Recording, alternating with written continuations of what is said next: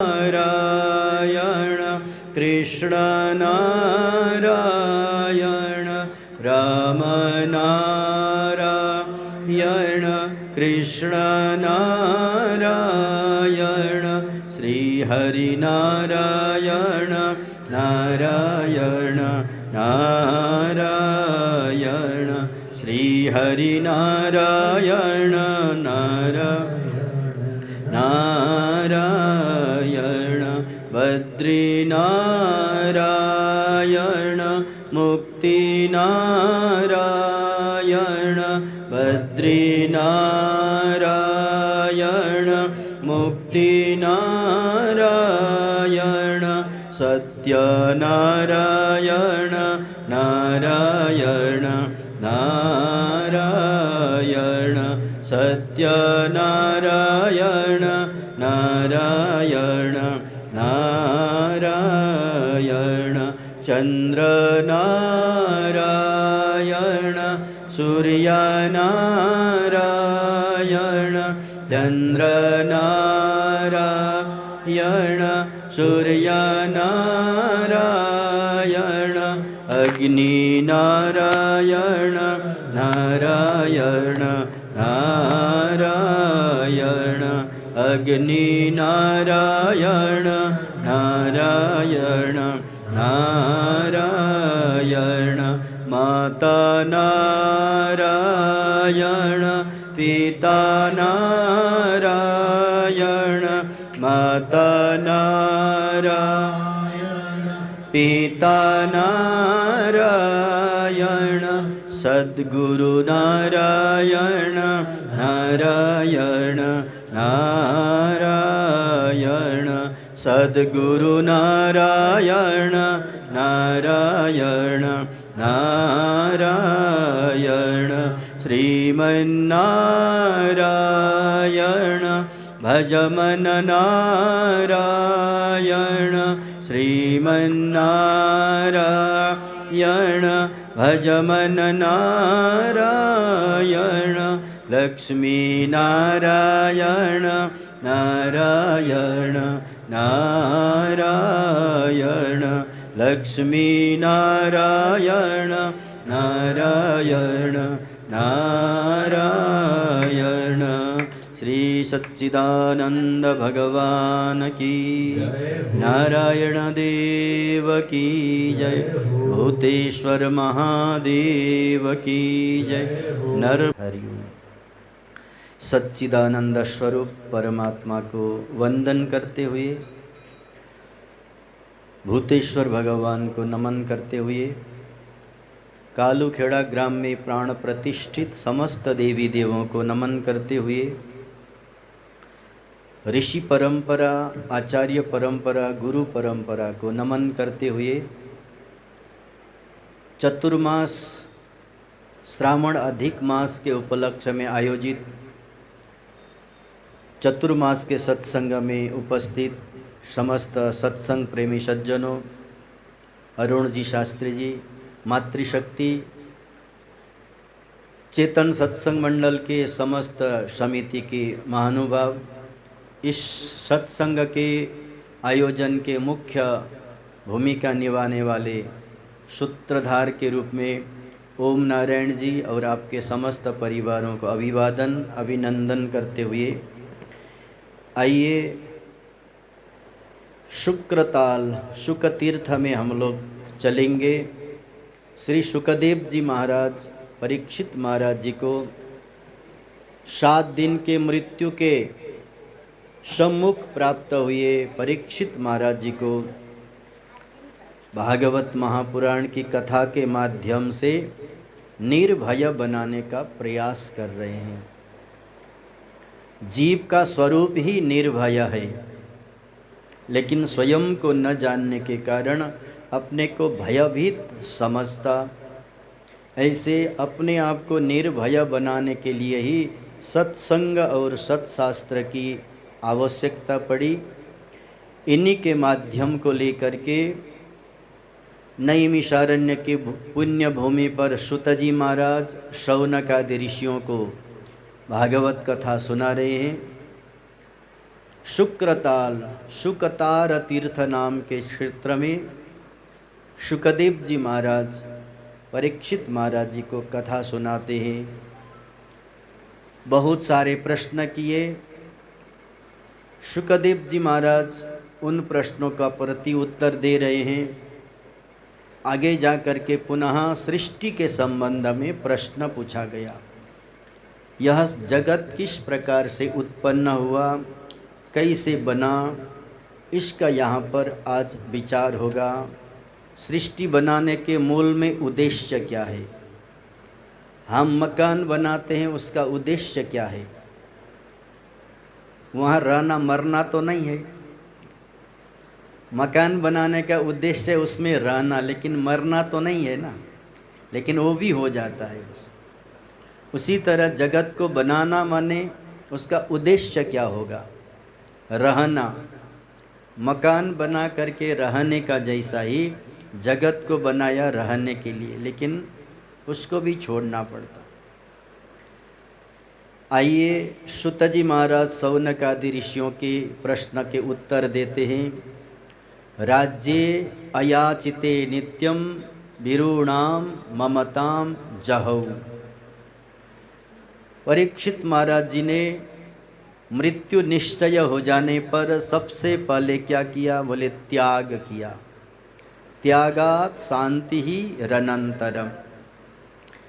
त्यागेन एकेन अमृतत्व मानसुः। एक त्याग के द्वारा ही अमृतत्व की प्राप्ति होगी। परीक्षित महाराज जी ने भी सबसे पहले क्या किया? ममताम जहौ। बस मन के द्वारा होने वाले संबंध को तोड़ दिया। बस जहाँ जहाँ मन का संबंध था, मन के द्वारा गांठ बंधे हुए थे, उन सारे गांठ को, बंधनों को उन्होंने जहु माने त्याग दिया। अविकेन नित्यम। एक व्यक्ति अविवेक के द्वारा छोड़ देता, बिना विवेक के ही छोड़ देता। बिना विवेक के छोड़ेंगे तो बाद में फिर आसक्ति हो सकती है। दूसरा व्यक्ति विवेक पर पूर्वक छोड़ता है, उसको फिर उसमें आसक्ति नहीं होती। बस दो प्रकार का त्याग है। परीक्षित महाराज जी ने विवेक पूर्वक ममता के बंधनों को त्याग दिया। प्रपच्छ चेदमेनार्थम यन्मां पृच्छत सत्तयाः कृष्णानुभाव स्रवसे श्रद्धानो महातपा। शौनक आदि ऋषि को सुत जी महाराज कहते हैं, परीक्षित महाराज जी ने विवेक पूर्वक ममता के बंधनों को त्याग दिया। ममता के बंधन को त्याग करके मन को कहाँ लगाया? ये हो गया प्रश्न। बस संसार के ममता को त्याग दिया विवेक से, और उस संसार के ममता को त्यागने के बाद विवेक को कहाँ लगाया? कृष्णानुभाव श्रवणे। संसार के विषयों से चित्त को हटा करके भगवान श्री कृष्ण के आश्रय में चित्त को लगाया। बस एक जगह छोड़ दिया, दूसरे जगह पर लगाया।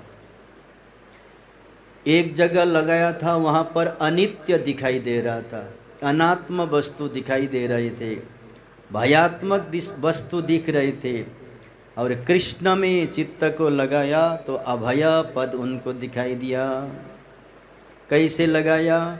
बोले श्रद्धान। श्रद्धान बन करके बस श्रद्धा होती है। आप बैंक में जा कर के लाइन लगी है पैसे निकालने के लिए, लाइन धीरे धीरे आगे बढ़ेगी तो आप क्या बोलोगे? ये कर्मचारी भी क्या करते हैं, बिल्कुल इतने देर हो गई बोलोगे वहाँ पर।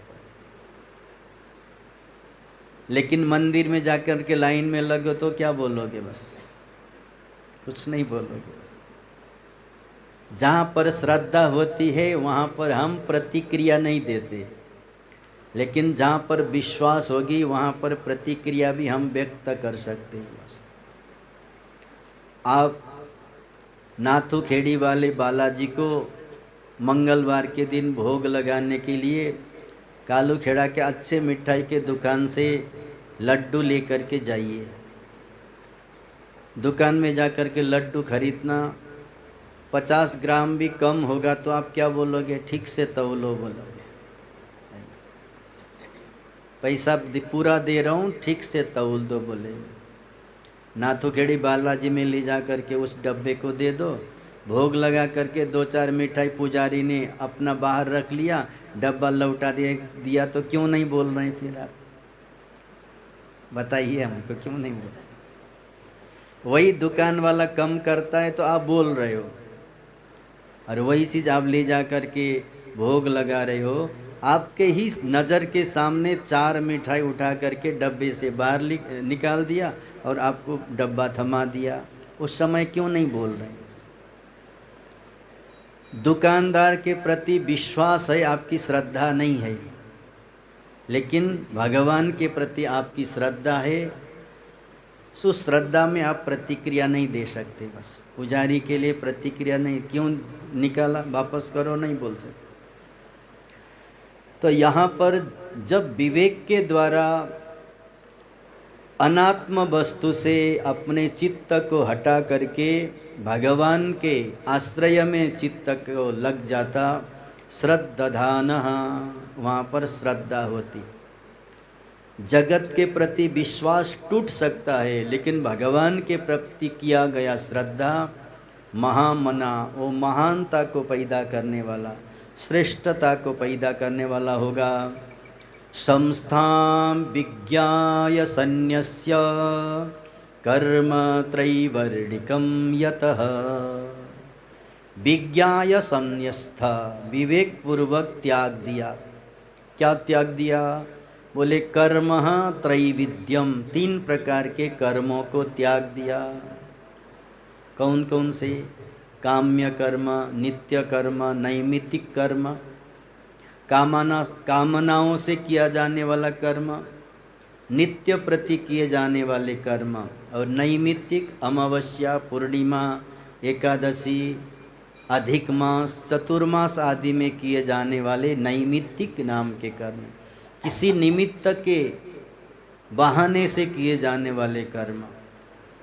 नित्य प्रति अनिवार्य रूप से किए जाने वाले कर्म, बस काम्य कर्म, बस अपने इच्छाओं को पूर्ण करने के लिए किए जाने वाले कर्म। इन 3 प्रकार के कर्म को विवेक पूर्वक छोड़ दिया। सन्न्यस्य विज्ञाय सन्न्यस्य, इन 3 प्रकार के कर्म को छोड़ करके एक जगह में चित्त को लगाया परीक्षित जी महाराज जी ने। सुत जी महाराज शौनक आदि जी को कहते, कहाँ पर लगाया? काम्य कर्म, नित्य कर्म, नैमित्तिक आदि कर्म से चित्त को हटाया। फिर परीक्षित ने चित्त को कहाँ लगाया? वासुदेवे भगवती आत्मभावं दृढ़ागतः। संसार के प्रति विवेक ढूल मूल सा होता था, लेकिन भगवान में चित्त को लगाया। आत्मभावं दृढ़ागतः, आत्मभाव में चित्त दृढ़ हो गया। इस प्रकार से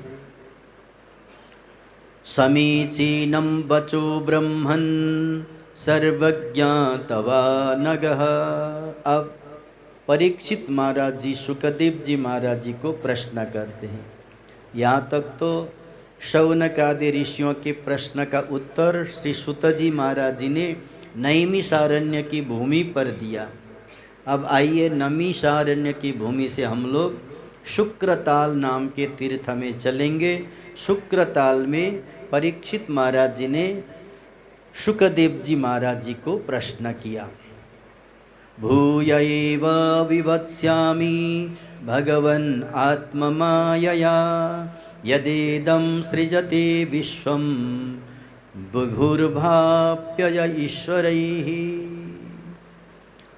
यत् इदं सृज्यते विश्वम, परमात्मा ने जगत को कैसे रचा।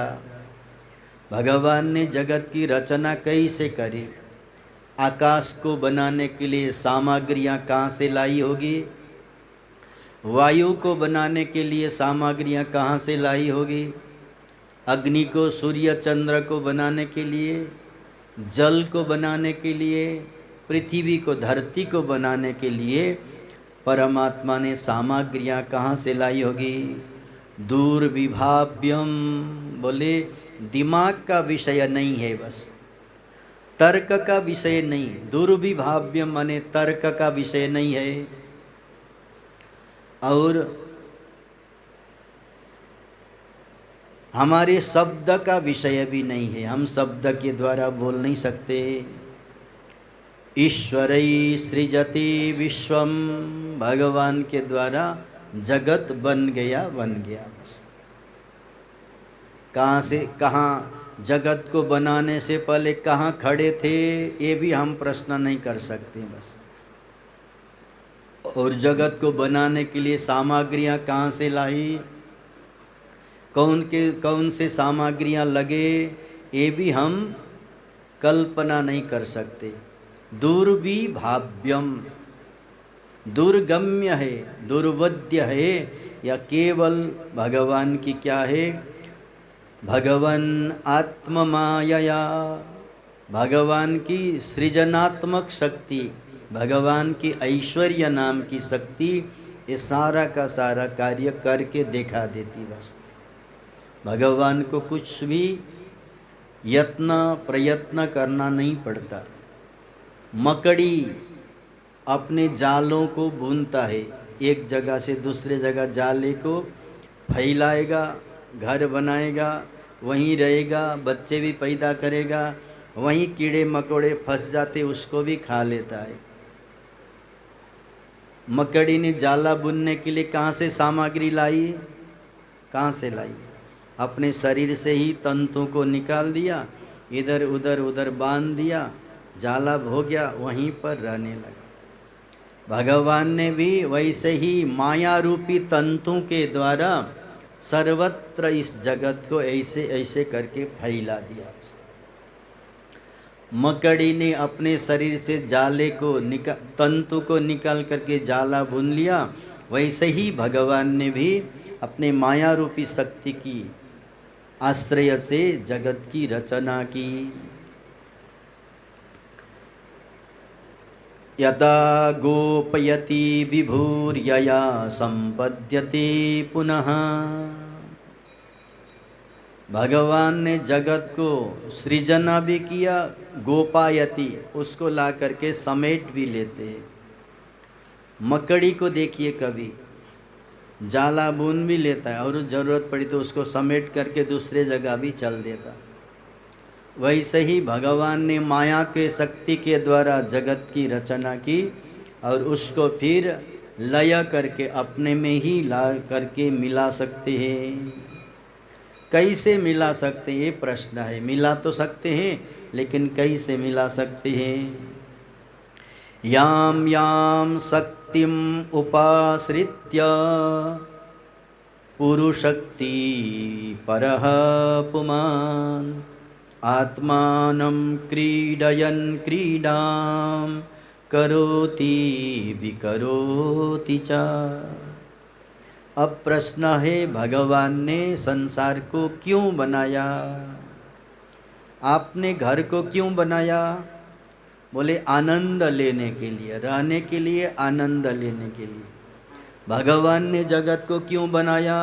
बोले क्रीडयम क्रीडाम करोति, भगवान ने भी इस जगत को खेलने के लिए बनाया बस।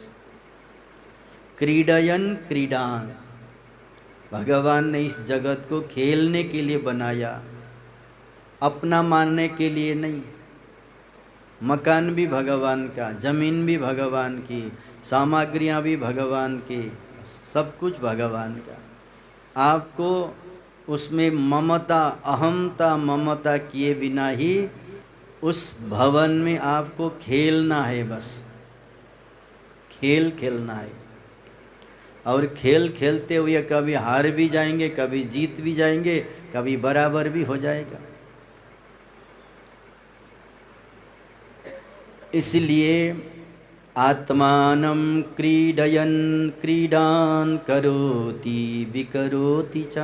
भगवान ने इस सारे जगत को क्रीड़ा के लिए, खेलने के लिए बनाया हुआ है, न तो मरने के लिए बनाया, न तो रोने के लिए बनाया। बस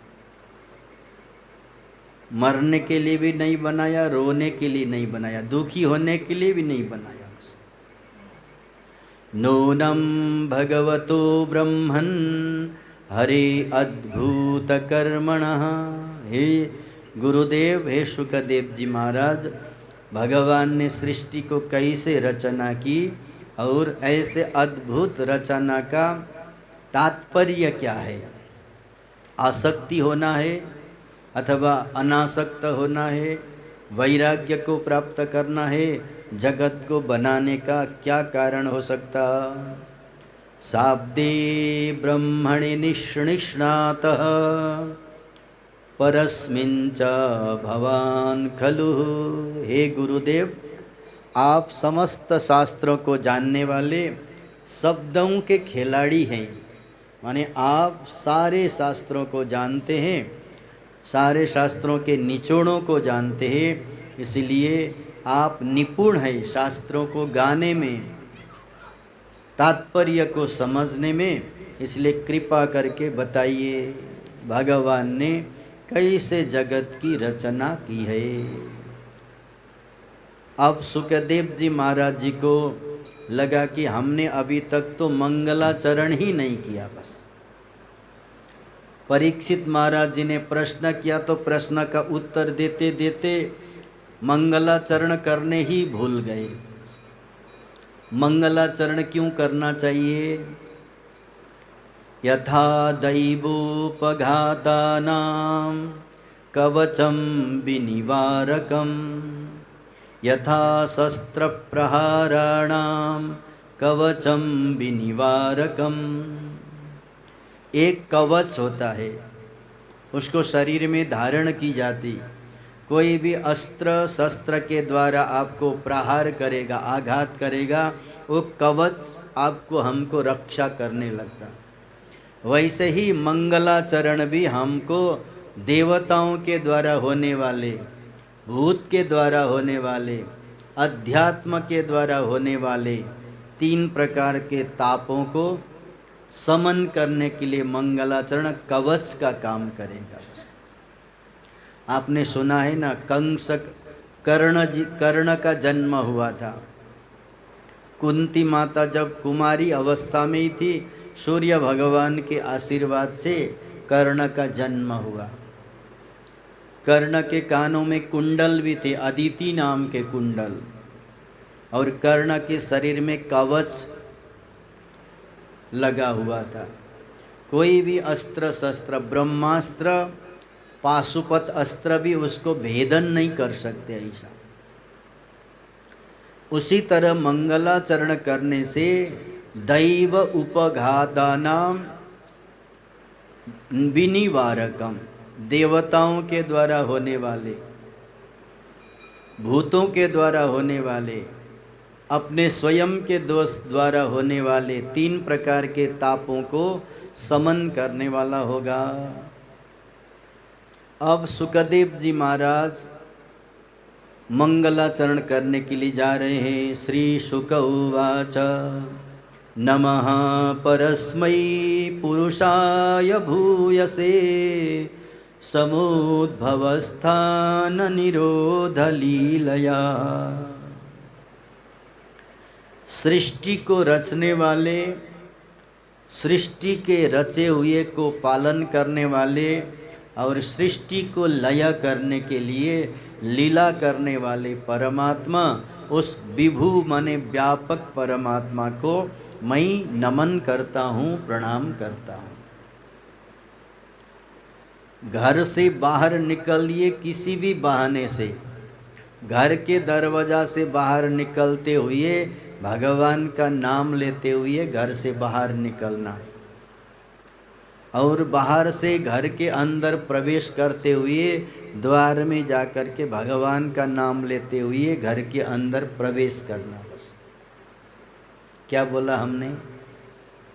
जब भी घर से बाहर निकलते, बाजार में कहीं भी जाएंगे, घर से बाहर दरवाजा में निकलते हुए भगवान का नाम लेते हुए निकल जाना। कहीं भी जाकर के काम करेंगे, आपका काम निर्विघ्न पूर्वक पूरा हो जाएगा। और घर के अंदर दरवाजे से प्रवेश करेंगे, उस समय भी भगवान का नाम लेना चाहिए। बस द्वार से निकलते हुए, द्वार में प्रवेश करते हुए भगवान का नाम लेना चाहिए। यही है मंगलाचरण। आशीर्वाद नमस्कार वस्तु निर्देश पूर्वकम। 3 प्रकार के मंगलाचरण। आप किसी को आशीर्वाद देते हैं, वो भी मंगलाचरण। आप किसी को हाथ जोड़ करके प्रणाम करते हैं, वो भी मंगलाचरण।